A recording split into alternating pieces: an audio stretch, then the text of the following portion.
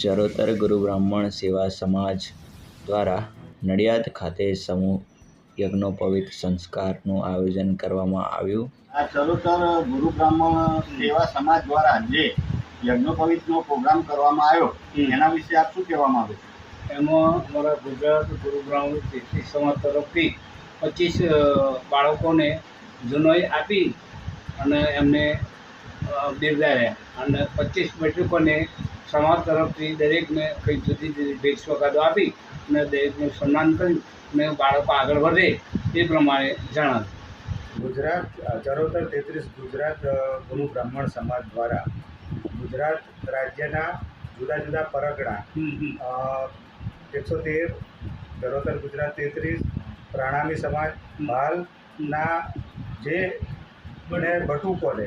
જનોઈ આપી નથી અને જે જનોઈ વગર રહી ગયા હતા એવા બટુકોને જનોઈનો કાર્યક્રમનું આયોજન કરવામાં આવ્યું। જેમાંથી દરેક સમાજમાંથી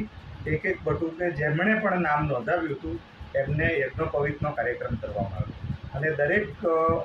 ગુરુ બ્રાહ્મણ સમાજના ઘરમાં દરેક વ્યક્તિને સંસ્કાર મળી રહે અને આ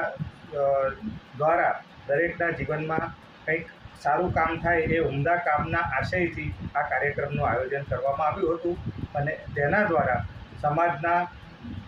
વ્યક્તિઓનો પરિચય થાય અને એના માટે વડીલોએ ભેગા થઈ અને સુંદર આયોજન કરી અને આ કાર્યક્રમને ગુજરાત ચરોતર યુવા સમાજને બિરદાવ્યો હતો અને આ કાર્યક્રમનું સરસ સુખદ અને સરસ કાર્યક્રમનું આયોજન થયું। સમાજના બાળકોને યજ્ઞોપવિત જે આપ્યા છે એ એમના સારા સંસ્કાર દીધું છે અને એમને પોતે